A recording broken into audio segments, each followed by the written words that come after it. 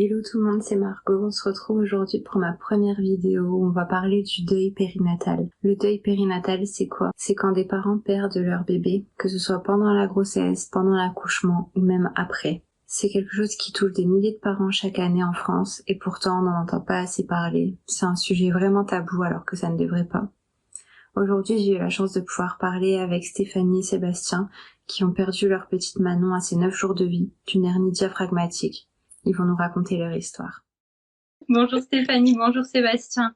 Bonjour. Bonjour. Je voulais vraiment vous remercier d'abord d'accepter de témoigner concernant la perte de votre petite fille Manon. Et pour commencer, on va parler un peu de vous tout d'abord pour vous présenter, votre âge, d'où vous venez, pour vous connaître un peu mieux avant de connaître vraiment votre histoire. Vas-y. Moi, c'est Stéphanie, j'ai 35 ans. Depuis aujourd'hui. Depuis aujourd'hui. Bonne anniversaire, du coup, c'est vrai. Merci. Et du coup, je travaille à l'hôpital en tant que diététicienne. Et on a eu, du coup, 3 enfants avec mon mari, qui s'appelle Sébastien. Sébastien, moi j'ai 39 ans, je suis journaliste. Et comme vous l'entendez, on habite en Franche-Comté. On est mariés depuis un petit moment, je sais plus, je ne saurais pas dire le nombre d'années à force. Ouais. Mais voilà, on se connaît depuis plus de 10 ans. D'accord. Ok. Donc avant de tomber enceinte de Manon, vous aviez eu un premier petit garçon, donc Gabin. Oui, Gabin. Gabin qui est né en mai 2016, qui est là, qui écoute. Donc quand on se l'est dit, je suis vite à tomber enceinte de Manon. Tout se passait bien aussi pour Manon, jusqu'à la deuxième écho où on a découvert sa malformation. Comment vous avez appris la grossesse? Quand est-ce que vous l'avez appris aussi? Pour Manon? Oui. Dès qu'il y a un petit retard, c'est qu'il y a quelque chose, forcément. Enfin, ça s'était passé comme ça pour Gabin, et du coup, j'ai fait un test de grossesse, et voilà, il s'était avéré qu'on était enceinte. Donc, toute contente, on le dit au papa, on attend un petit peu, mais on le dit assez rapidement aussi à la famille, proche en tout cas. La première échographie s'est bien passée également, donc voilà. On était contents. Et puis arrive cette fameuse deuxième échographie. Donc le papa était tout content parce que lui il avait une petite fille.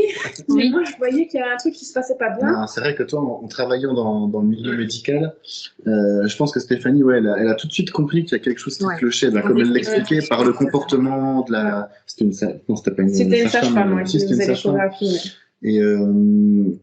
Et effectivement, elle a senti tout de suite qu'il y avait un truc, alors que moi, pas du tout. Je me disais, bon, si elle met un peu plus de temps, c'est juste parce qu'elle est moins douée que d'autres, peut-être, ou qu'elle voit pas bien un truc, ou je ne sais pas. Ouais. Et effectivement, moi, j'ai moins capté tout de suite qu'il y avait un problème. D'accord, ouais. Et donc là, comment elle vous a annoncé la nouvelle Du coup, elle est allée voir un gynécologue référent. En fait, je pense que quand elle détecte ça, elles doivent laisser pas la main à un gynécologue. Oui. Et donc un gynécologue est venu et a confirmé ce qu'elle pensait. Elle nous a rien dit. Elle m'a demandé de me rhabiller et après, une fois qu'on était assis, la gynécologue nous dit que Manon a une hernie diaphragmatique. Donc elle nous explique très rapidement ce que c'est, mais vraiment très rapidement. À ce moment-là, nous, c'est du chinois. Et la gynécologue me dit, parce que je pense qu'elle était jeune aussi et elle savait pas trop comment me soulager. Elle dit, vous savez, c'est quelque chose qui se guérit très bien actuellement. Voilà, donc on repart avec ça. Donc moi, j'étais en pleurs totalement. C'était très parce que j'avais peur, forcément, c'était inconnu. Le diaphragme, la petite paroi en fait qui sépare les organes du bas du corps des organes du haut du corps. À l'intérieur de ce diaphragme, dans le cas d'une hernie, j'espère que ceux qui écoutent et qui sont médecins ne voudront pas trop, mais j'essaie de vulgariser. Il y a un trou qui laisse passer les organes du bas. Ces organes du bas vont à l'étage du dessus alors qu'ils n'ont rien à y faire. Et pendant le développement, forcément, ça prend la place, notamment des poumons qui ne peuvent pas se développer suffisamment, etc., etc. C'est une sorte de cercle vicieux dans lequel le petit est emmené. Donc l'idée après, c'est après l'accouchement, l'idée c'est tout simplement de descendre les bons organes aux bons endroits, de refermer le trou. Et dans un monde parfait, c'est réglé. Donc après, on a été envoyé à un hôpital un peu plus loin, mais par chance pas si loin que ça, parce que c'était Besançon et donc c'est à 1 heure de chez nous. Donc c'était pas non plus, il y a des gens qui partent beaucoup plus loin, donc voilà, nous c'était tout à fait gérable.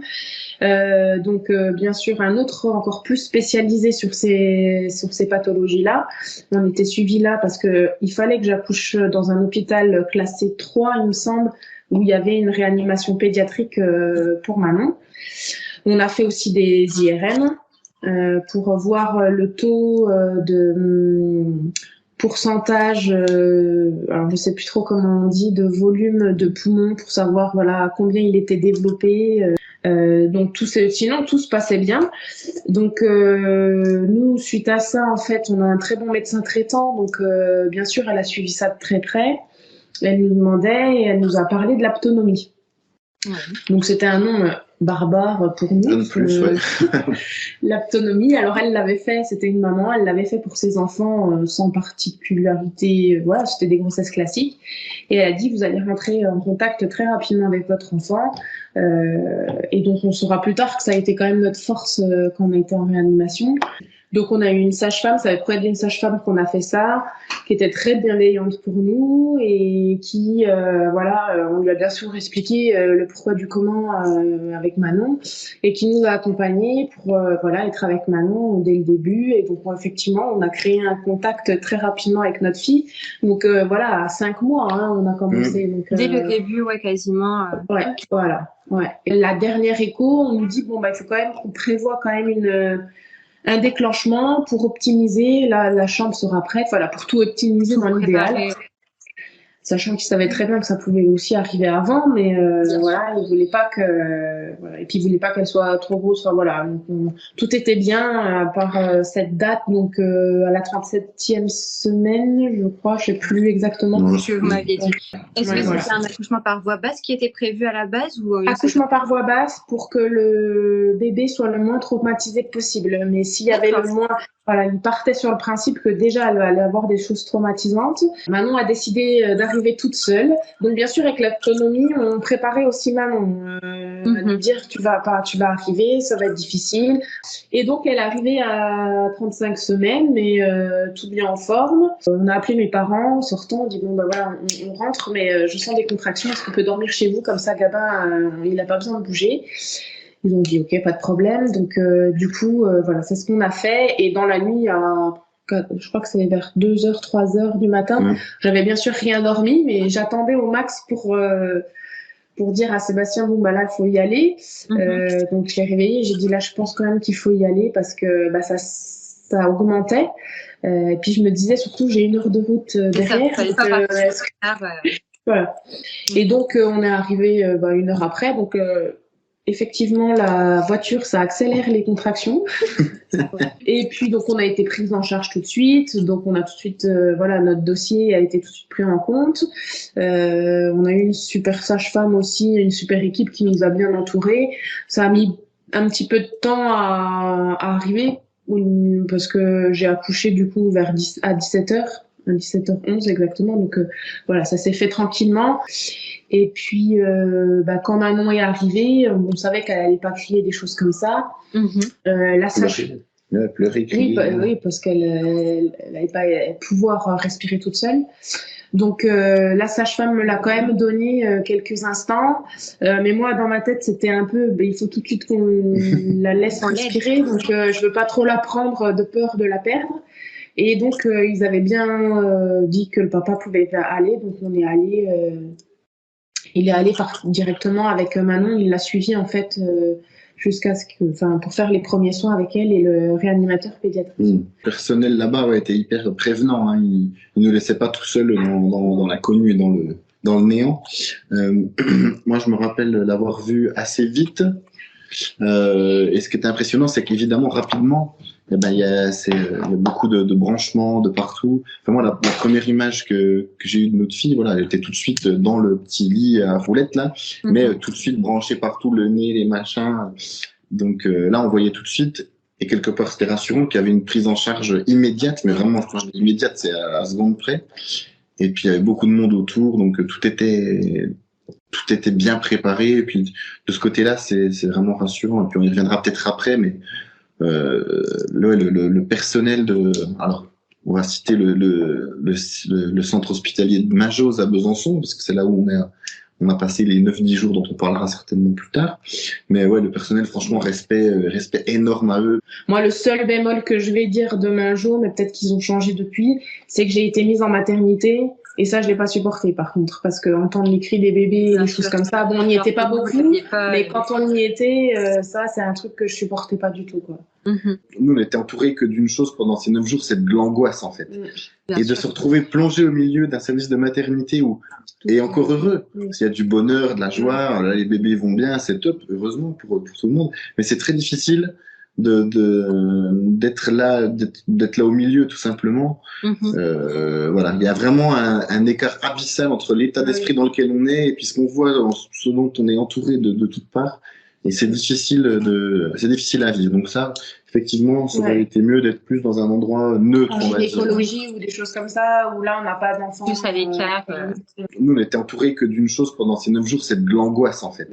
Et de se retrouver plongé au milieu d'un service de maternité où, et encore heureux, s'il y a du bonheur, de la joie, là, les bébés vont bien, c'est top, heureusement pour tout le monde. Mais c'est très difficile d'être là au milieu, tout simplement. Voilà, il y a vraiment un écart abyssal entre l'état d'esprit dans lequel on est et puis ce qu'on voit, ce dont on est entouré de toutes parts. Et c'est difficile à vivre. Donc ça, effectivement, ça aurait été mieux d'être plus dans un endroit neutre. En gynécologie ou des choses comme ça, où là, on n'a pas d'enfants. Plus à l'écart. Vous pouvez aller la revoir à partir de quand, Manon? Eh ben, avant de repartir en chambre, en sortant de la salle d'accouchement des 2 heures de surveillance, je retourne avec Sébastien voir Manon. Quelques étages plus bas. Donc c'est vrai qu'on a vu tout de suite notre enfant calme, paisible, parce qu'elle était aussi sédatée pour pas avoir mal.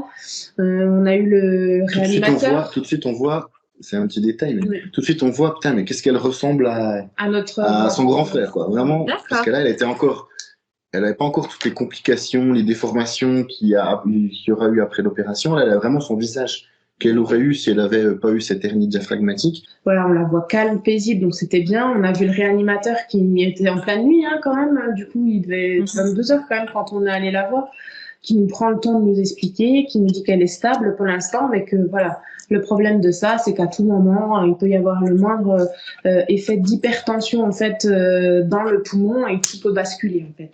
D'accord. Voilà. Mais que tout va bien, qu'on peut bien sûr rester autant qu'on veut, qu'on peut venir quand on veut, qu'on peut les appeler quand on veut.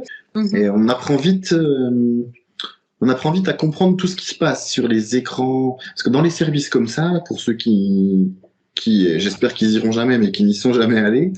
Il y a énormément de bips, énormément de câbles partout, bien sûr, énormément d'écrans aussi. Alors au début, on arrive sur les écrans, on a l'impression que c'est un tableau de bord d'avion et on comprend pas du tout ce qui se passe. Et assez rapidement, on capte quels sont les chiffres qui sont vraiment importants et quels sont les autres qui le sont moins et que de toute façon on comprend pas. Et effectivement, à chaque fois qu'on y allait, on arrivait tout de suite à regarder grâce à ces chiffres comment ça allait ou pas. Ça devient d'ailleurs assez vite une obsession, ces chiffres. Ouais, parce que c'est les chiffres avec la tension qui est prise, tout ça, voilà, c'était toutes les 5 minutes que ça bougeait. Ouais. Puis on se disait, je reste encore 5 minutes. Puis en fait, au bout de 2 heures, on est encore là. Parce que vas-y, t'es en train de remonter, donc on te lâche pas, on reste avec toi.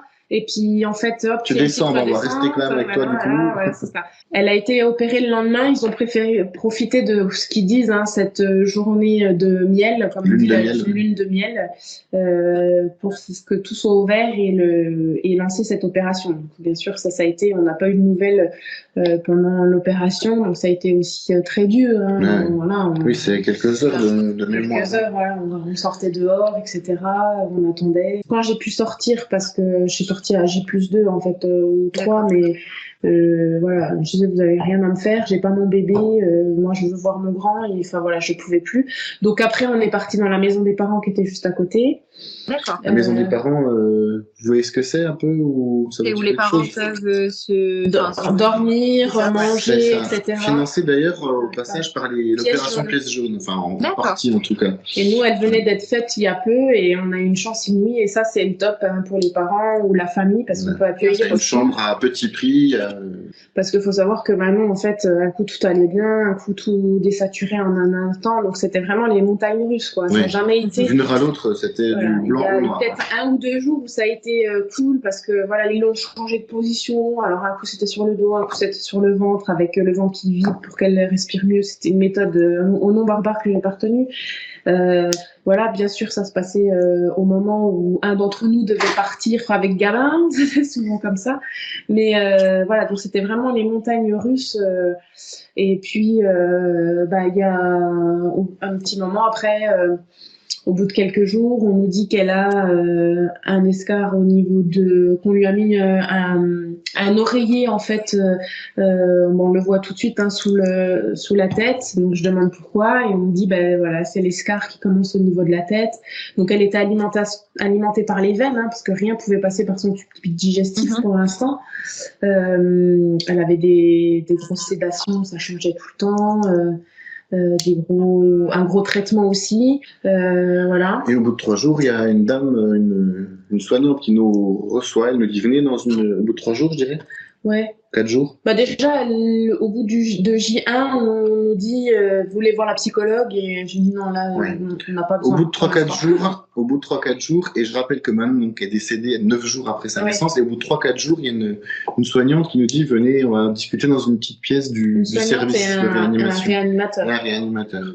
Et effectivement, il nous amène dans une petite pièce dans laquelle il y a quelques jouets, je m'en rappelle.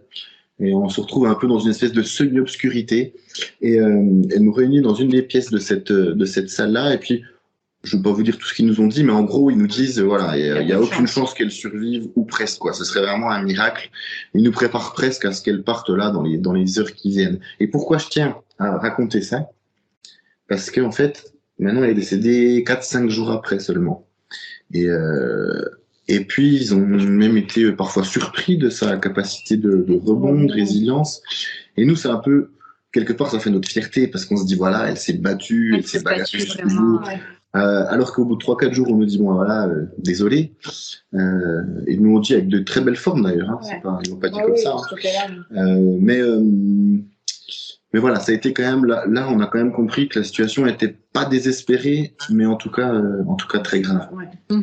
Et puis, ce que disaient les soignants, c'est qu'ils sentaient dans notre, et là je reviens à l'autonomie, ils ressentaient un lien fort. Ils sentaient quelque chose dans cette chambre. Ils nous l'ont dit plusieurs fois. Alors, on avait les mêmes soignants parce qu'ils sont en 12 heures, donc c'est vrai que voilà, on retrouvait les mêmes soignants.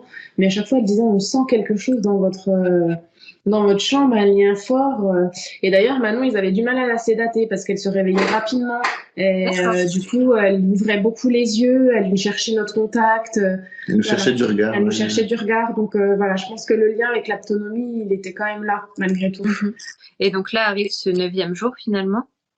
Ouais, même le 8e, on va dire qu'à partir du 8e, on a compris. Alors, on s'est posé, on a compris parce que Manon nous prenait, en fait, depuis le 7e jour, elle n'arrivait plus, la vessie s'est bloquée, donc elle n'arrivait plus à uriner. Ils ont testé des choses. Nous, on a vraiment compris, c'est qu'il y en avait un qui ressemblait à Thierry Henry. Il ressemblait à Thierry Henry, on l'appelle Thierry Henry. Alors, s'il se rappelle si jamais il voit cette vidéo, il rigolera peut-être. Mais on l'appelait Thierry Henry. Ouais, on le voit arriver. Et lui, c'était un battant, vous voyez, il venait tout le temps, etc. Et là, on le voit arriver avec le visage fermé. Il disait toujours des petites blagues. Voilà, visage fermé. Il regarde les constantes. Il nous explique ce qu'il a à nous expliquer. Et là, on voit qu'il a les larmes aux yeux, le gars. Alors que pour nous, voilà, les personnes qui bossent là-dedans, encore une fois, ils ont une carapace incroyable. Et non, il a les larmes aux yeux. Donc là, on a compris que c'était compliqué. Il n'y avait pas de point de retour, quoi. Pour Manon, effectivement, comme sa vessie s'était bloquée, il y avait des œdèmes et des œdèmes. Et c'est avéré cette énorme hypertension qu'ils n'ont pas réussi à soigner, qui a saigné. Et du coup, elle avait du sang dans le cerveau. Et donc, juste avant tout ça, elle avait ses œdèmes. Donc, on l'appelait notre boxeuse, parce qu'en fonction de comment on la mettait, elle avait l'œil qui visage bouffi. Elle nous a regardé en disant, laissez-nous partir, quoi. Ouais. Vraiment, c'est cette scène-là aussi, hein. Juste avant, c'était le même jour, le jour où elle est décédée, en fait, hein. La dernière fois où, en fait, on a vraiment vu, ouais, on l'a vraiment vu son regard et tout. Et puis après, elle est entrée voilà, avec la sédation et tout, et elle s'est endormie. Et là, vraiment, bon, après, c'est nous qui l'interprétons comme ça. Oui, oui, oui, bien Mais sûr. elle nous a regardé, elle a dit, ah, J'ai tout donné. voilà, j'ai fait ce que j'ai pu. Euh, Ça devenait trop compliqué pour elle. Ouais, voilà. Donc après, ils nous ont vite expliqué que voilà, c'était le moment où il fallait qu'on prenne la décision, de toute façon, que la situation était irrémédiable. Et il fallait tout simplement décider si on arrêtait de brancher toutes ces machines, tous ces bips qui nous ont accompagnés pendant 9 jours. C'était le moment de dire si on voulait qu'ils s'arrêtent ou pas, quoi. Et de toute façon, c'était que repousser l'échéance de quelques heures, peut-être. Oui, voilà. En plus, nous, on avait passé la dernière nuit entièrement avec elle. Ils nous avait déplié un espèce de lit de camp. C'était vraiment du camping, mais c'était bien parce qu'on était à côté d'elle. On avait passé toute la nuit, toute la journée avec elle. Et puis du coup, c'était en fin de journée, hein, elle est décédée à 19h ou 20h, je crois. Okay.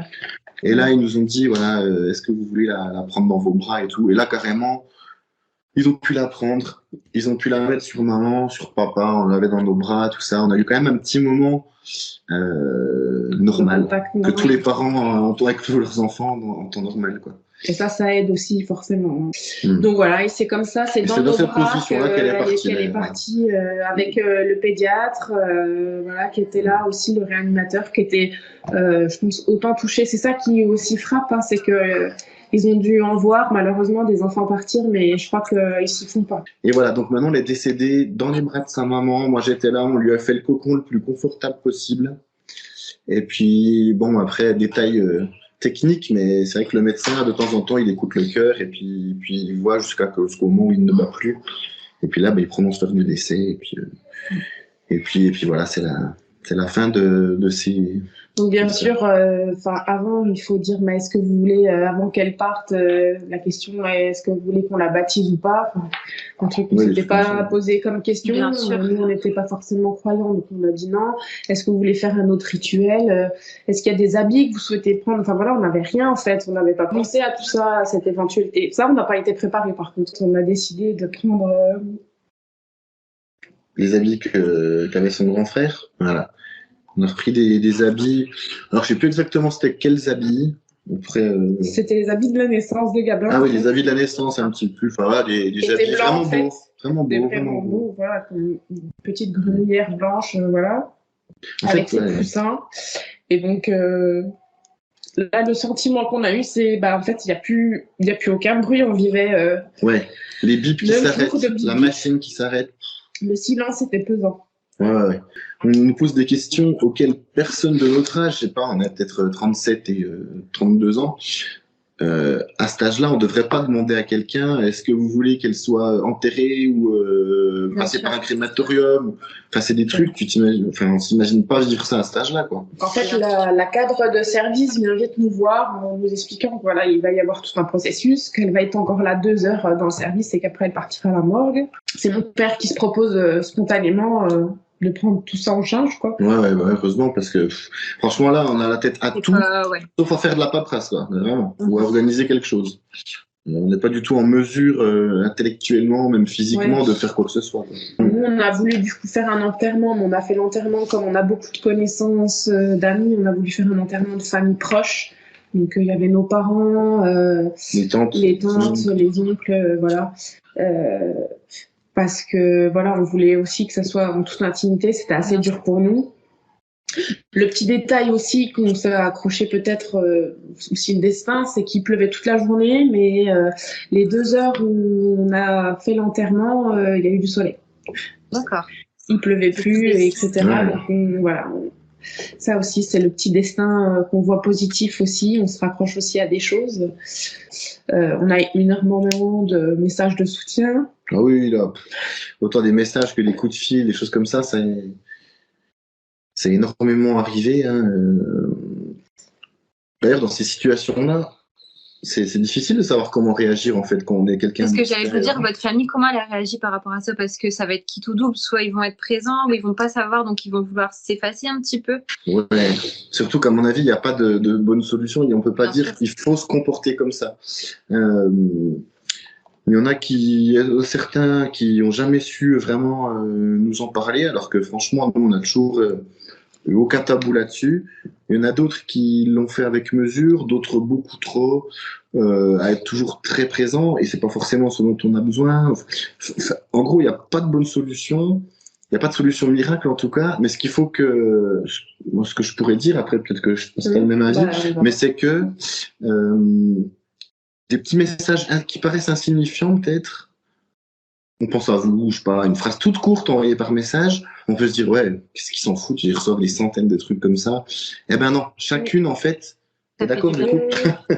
Eh ben chacune, ça a quand même de l'importance. Non, je disais Pour la aussi, suite, voilà. des collègues qui donnent leur jour de congé pour qu'on puisse en avoir plus puis rester plus longtemps. Enfin, tous les trucs comme ça paraît un petit geste parce que voilà, donner un de ces, je sais pas moi, 30 ou 40 jours de congé, c'est à la portée de tout le monde. Mais l'impact sur la personne qui le reçoit, il est 100 fois au-delà du geste. Je sais bah forcément, On en avait on peut besoin. pas revenir au boulot comme ça après Bien un truc, sûr. après avoir vécu ça. Et voilà, puis même comme je vous disais tout à l'heure, des petits messages, 3-4 mots, eh ben à la limite, on n'a même pas besoin de lire ce qui est écrit, on voit juste l'intention, c'est-à-dire voilà, de recevoir un message de cette personne-là, voilà, on pense à vous, on est avec vous, quand vous serez prêts, on se revoit, machin. Et, et voilà. Donc, pour résumer, n'hésitez pas si vous avez des personnes qui vivent un drame comme ça à envoyer un petit truc. En tout cas, nous, ça nous a fait vraiment beaucoup de bien. Vous avez eu un suivi psychologique? Ouais. Ouais. On l'a eu. Alors, ils nous ont tout de suite proposé. Avant même qu'elle décède, je crois, ou juste après. Juste après la naissance, en fait. On a dit que, ok, elle était venue se présenter. Je pense qu'elle a l'habitude de se prendre des vents, hein, parce que on l'a gentiment reconduite. On n'était pas prêt à parler avec elle. Et après, la cadre, quand maman est décédée, nous a redonné son numéro. Et moi, étant dans le médical, j'ai dit, bah, vu qu'il nous arrivait quelque chose comme ça, il faut qu'on le fasse. Je ne savais pas si j'en avais besoin ou pas. Ouais. Donc,